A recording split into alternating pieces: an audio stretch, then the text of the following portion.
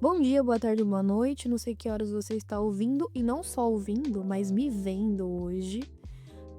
Esse vai ser o segundo videocast, ou o segundo podcast do Eu Artista que eu tô gravando em vídeo. Inclusive, eu não estou gravando esse vídeo porque não é porque meu celular tá descarregado. Na verdade, o contexto de eu estar gravando esse vídeo pela webcam do meu notebook é porque a minha referência de hoje é aquele menino que grava vlogs pelo notebook. Ele vai pro Brás, gente. Para 25 de março com o notebook e grava vlogs. E porque é a aesthetic, entendeu? Esse lugar meio analógico, quase analógico, onde as pessoas tiram foto com cybershot. É essa vibe que eu tô tentando trazer, tá? Não é porque meu celular descarregou e aí eu tô tentando caçar com um gato. Mas é isso, o vídeo de hoje eu vou gravar pra vocês, pra que a gente fique mais perto. E porque eu acho que traz um pouco mais de proximidade, assim. E aí, pior que eu tô achando meio cante, tá? Gravar pela webcam. Enfim, espero que vocês. E eu quero também trazer o meu conteúdo de uma forma mais descontraída. Pra quem não sabe, eu tô participando de 2 podcasts como host. O primeiro é esse, que é o meu diário de mestrado, então eu quero compartilhar com vocês sobre a minha vida acadêmica, sobre tudo que eu ando estudando, né, e passar para vocês de uma forma mais acessível, porque é algo que eu sinto falta. Quando eu pesquisei pessoas que estavam fazendo mestrado em estética e história da arte, eu senti falta de encontrar vídeos e conteúdos e que falassem sobre isso de uma forma mais descontraída, mas entre a gente, assim. E aí eu quis trazer não só eu falando no vídeo, no meus podcasts, mas convidar amigos que também trabalham na área das artes para poder explicar como é que você faz para entrar nesse trampo, como é que foi o corre, como é que foi para você. Então queria acessibilizar de uma forma descontraída, claro que sem perder o rigor acadêmico, tanto que eu acho que era por isso que eu não estava aparecendo, porque eu ficava muito fechado no roteiro. Mas agora não precisa, eu acho que não precisa, tô diferente. Mudei meu corte de cabelo, tô de shag hair, tô uma coisa bem bissexual, graças a Deus. Logo estou assim com uma outra personalidade. E nessa personalidade desse semestre, que sempre muda, eu quero trazer um conteúdo que a gente se aproxime mais, eu consiga trocar mais e conhecer mais gente legal da minha área também. E poder acessibilizar esse conteúdo que eu achei super difícil quando eu tava querendo ingressar no mestrado. E também falar sobre tudo que eu ando aprendendo. Então vamos parar de enrolação que vamos falar sobre Sorro. Sorro era um lugar que ficava muito no meu imagético e aí eu, obviamente que não é porque eu tô fazendo algo descontraído que eu vou abrir mão do roteiro 100%, né? Não consigo, gente, é uma coisa que não dá. Mas até porque eu não sou uma inteligência artificial, eu não consigo, eu preciso do meu roteirinho pra não falar besteira pra vocês. Mas sempre quando eu pesquisava sobre Sorro, entrava muito nesse lugar de luxo, né? Eu não sabia que Sorro surgiu, na verdade, de um monte de artista fudido. E aí eu fiquei muito feliz em saber, porque eu me identifiquei. E aí eu resolvi pesquisar e trazer pra vocês um pouco dessa história de Sorro, pra gente poder até conversar também sobre uma coisa que eu tenho pensado e que eu acabei caindo também nesses estudos sobre Sorro, que é sobre o artista como gentrificador dos lugares, né? Como é um agente que gentrifica e como isso é problemático e acontece em todos os lugares do mundo e com Sorro aconteceu da mesma forma. Então já trazendo spoilers pra vocês, assim. Mas o Sorro apareceu pra mim por conta de uma entrevista, de um episódio, de um videocast que eu gravei pro outro videocast, que é o Vozes da Arte. Eu entrevistei 2 mulheres maravilhosas.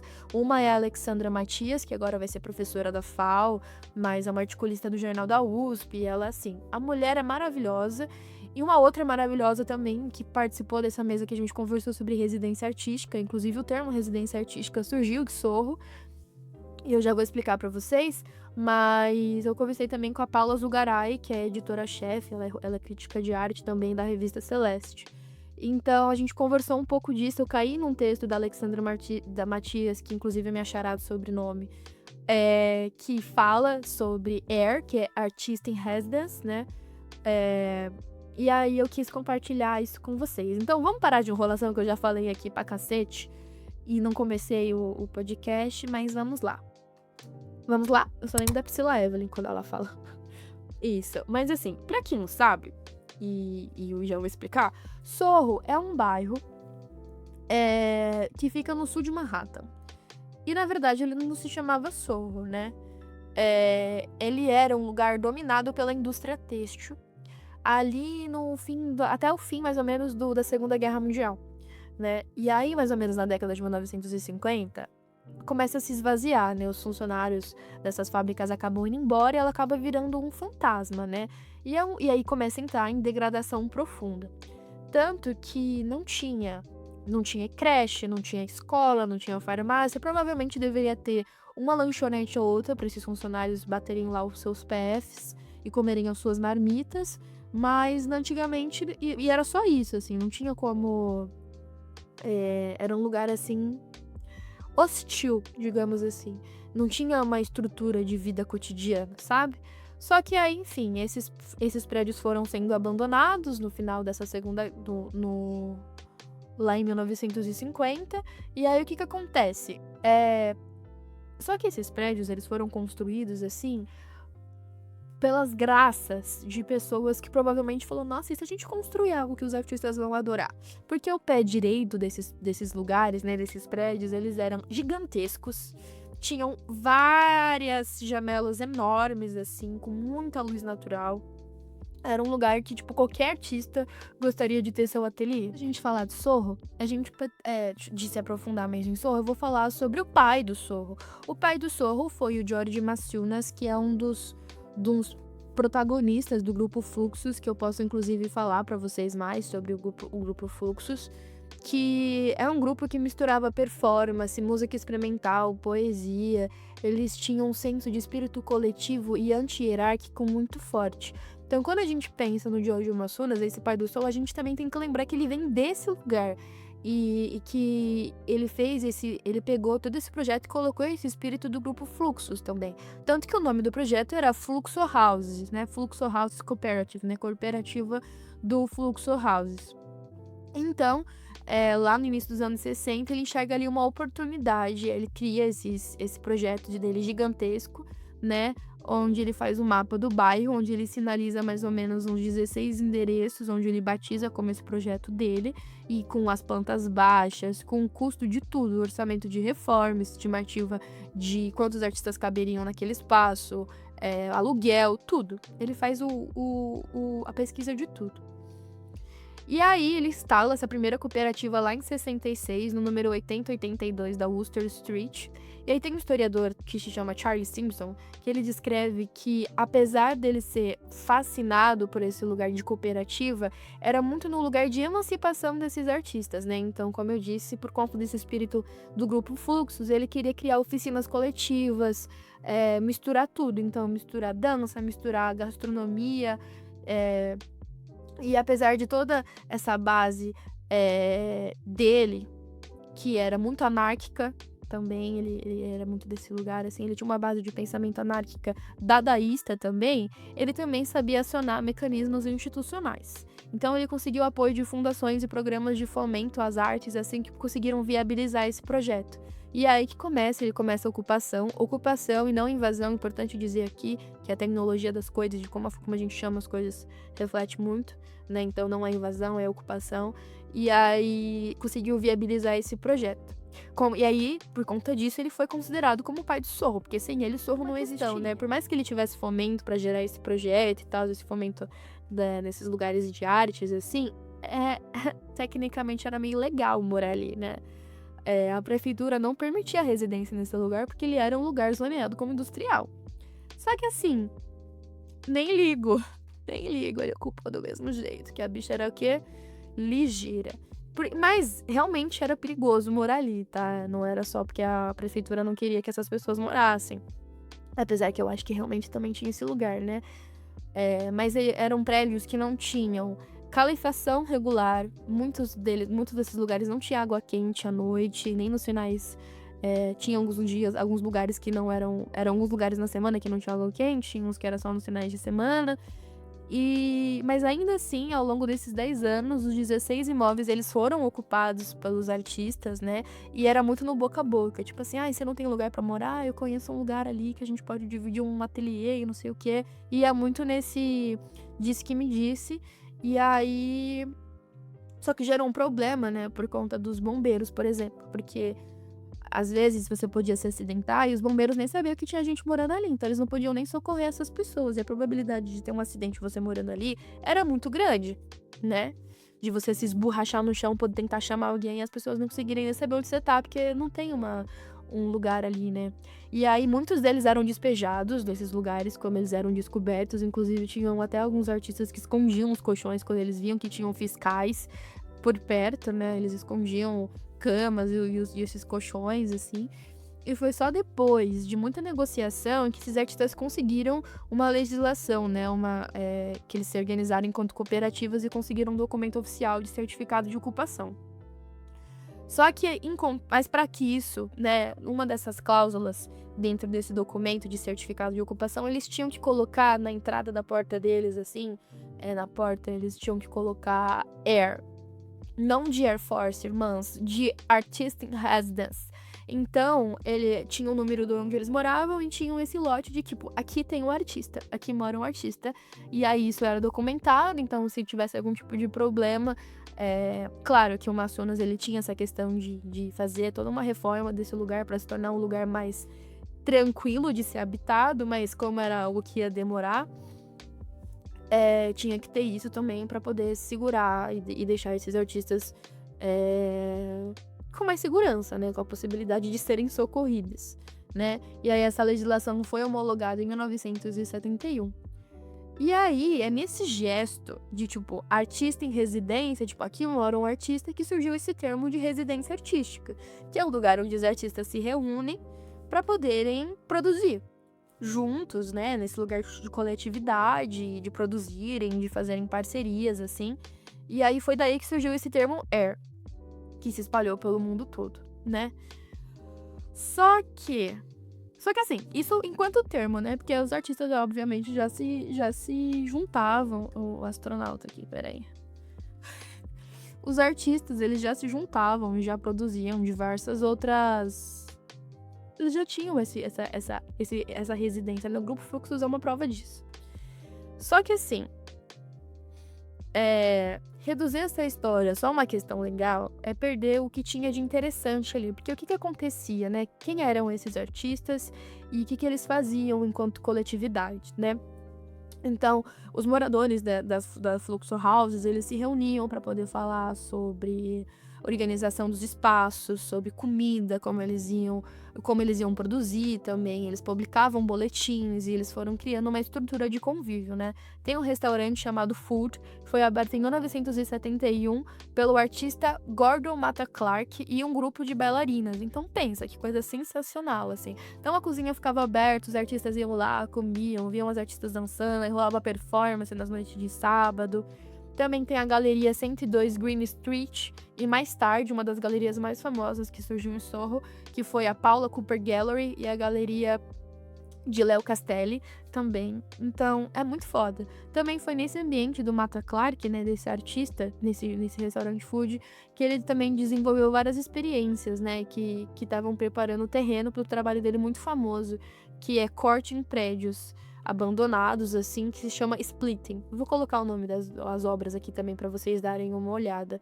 E aí, esse espaço amplo das antigas fábricas virou um espaço literal também, assim, de muita coisa acontecer. Eles não ocupavam só dentro dessas casas, desses prédios, mas eles também ocupavam em cima dos prédios. Então, tem uma artista, né, a coreógrafa chamada Trisha Brown, que ela criou o Roof Piece em 1973. Então, era babada. A bicha subia nos telhados e nas escadas dos prédios, assim, e o público acompanhava a performance a pé, tipo, andando junto com ela enquanto ela fazia as coreografias dela, assim. É muito foda. Vale a pena dar uma olhada no trabalho da Trish também. Da Trisha. Só que assim... Só que a gente tem que colocar um lugar crítico aí também, né? Que eu não ia questionar. Não seria eu. E aí, o que acontece? Como é que esse lugar cheio de artista muitas das vezes fudidos, sem muita grana, iam ocupar o lugar onde eles estavam colocando, de certa forma, a saúde deles, a integridade física deles em risco, se tornou um bairro badalado, cheio de galerias e depois virou esse lugar de moda e de vitrines de roupas de luxo. Não foi um processo espontâneo, isso é claramente evidente. E aí tem uma socióloga chamada Sharon Zukin.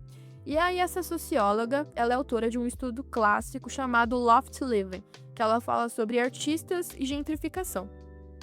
E eu achei isso realmente acontece, assim, eu tava tentando mapear, assim, lugares que isso aconteceu aqui em São Paulo, né? Eu acho que o Centro Histórico é um lugar bem claro disso, assim, eu acho que a Marechal Deodoro também. São lugares muito claros dessa questão dessa gentrificação, né?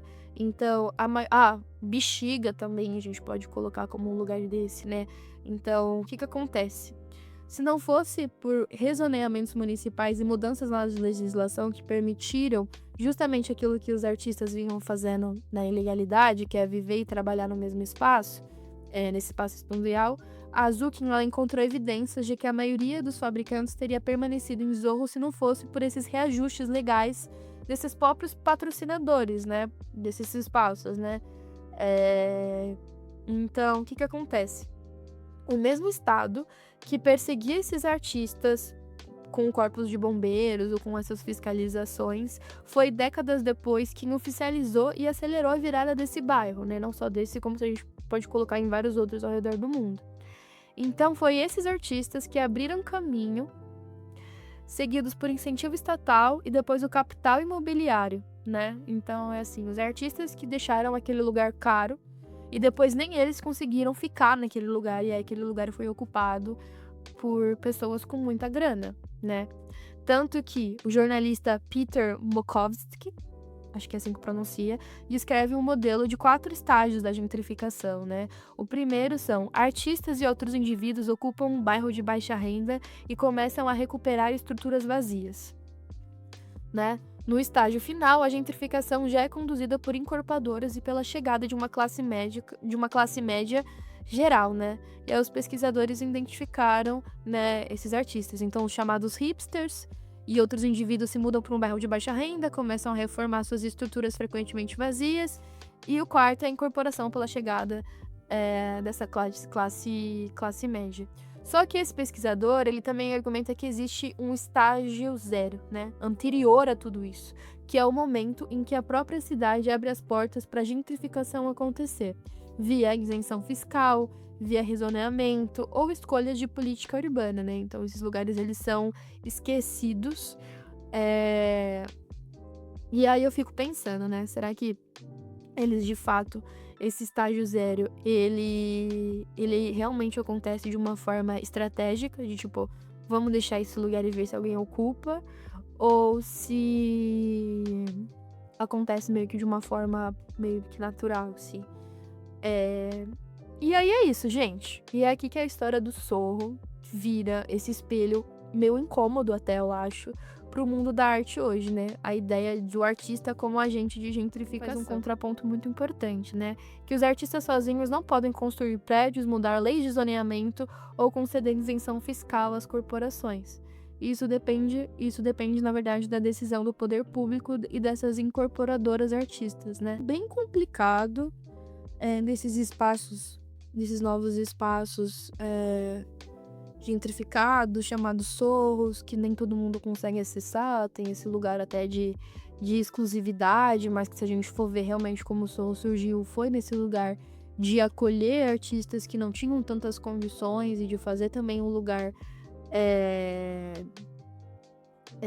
de fazer um lugar que, assim, obviamente que tinham artistas de Sorro que tinham grana, mas tinham artistas também que não tinham grana, e era um lugar que ambos, eu acho que podiam habitar, e chegou um momento que nenhum dos dois depois conseguiu ocupar esses espaços, porque se tornou um lugar de extremo luxo. E eu acho muito complicado, assim. Só que, pra finalizar o episódio de hoje, e pra gente questionar também sobre esse termo de residência artística, que eu acho que é uma das coisas mais bonitas que deu pra se tirar do surgimento de Sorro, é que nesse processo de gentrificação tá tão acelerado que nem precisa mais também desses artistas estarem ocupando esse espaço. Inclusive, esse pesquisador que eu citei pra vocês, ele disse que, assim, na verdade, assim, segundo a socióloga Zucken, né? Não foi nem esse outro cara, perdão. Foi a socióloga Zucken. Ela disse que as cidades nem precisam desse artista pioneiro, né? O público em geral já tá tão acostumado com a estética da gentrificação que as incorporadoras, elas já pulam direto pro investimento imobiliário. Ou seja, às vezes se contratam artistas de rua só para decorar esses prédios novos, com uma estética que lembra essa coisa underground, né? Sem que, na verdade, houvesse uma cultura underground nesses espaços. E aí, essa cultura meio que acaba, as pessoas começam a associar como um lugar underground, sendo que não é. E aí, acontece essa gentrificação, né? Então, a cultura tá tão disseminada da vida urbana que os artistas não precisam mais mostrar aos gentrificadores de classe média alta de como viver. É meio complicado. Só que esse ciclo completo de Sorro é interessante, ao mesmo tempo que isso acontece, é que a gente viu que como que Sorro surgiu de um refúgio legal, né? Um coletivo de artistas que ninguém queria perto e que acabou virando um modelo institucional de residência artística, isso é muito foda. Que tinha placa e tudo, assim, realmente foi algo legislado, né? E depois terminou com essa vitrine de luxo, onde os próprios artistas, décadas depois, foram progressivamente empurrados pra fora. Então faz a gente questionar também sobre esses lugares, né? Sobre essa nova Sorro, né? Quem são essas pessoas que podem frequentar esses espaços? Será qual é o objetivo? É isso que me vem na cabeça. Eu não gosto de colocar como um lugar também totalmente negativo, porque realmente também é um ponto de encontro de artistas, mas de quais artistas, com quais objetivos, tipo assim, não é underground.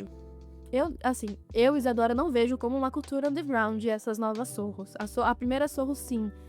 Mas essa Sorro, não sei, sabe? Fico me questionando, assim, quais são esses critérios para poder acessar esses espaços. Mas, de qualquer forma, fica aqui a reflexão. Inclusive, tem um filme ótimo, que eu adorei, inclusive, para indicar, que é um filme de suspense, que é Uma Noite, como que é? Eu vou até pesquisar agora para vocês. Noite Passada em Sorro, que se passa nos anos 60, então mostra um pouco, eles tentam recriar um pouco dessa questão de Sorro lá nos anos 60, que é um thriller psicológico, inclusive, de 2021, dirigido pelo Edgar Wright. Tem, eu acho que na Prime, e tem a diva lá dos Gambit da Rainha, que é babado, eu acho essa mulher belíssima, inclusive. Fica a minha recomendação pra vocês. Eu espero que vocês tenham gostado desse formato aqui. Espero que a gente consiga conversar mais também dessa forma. Vou tentar produzir mais. Um beijo, um cheiro e até o próximo episódio. Tchau, tchau.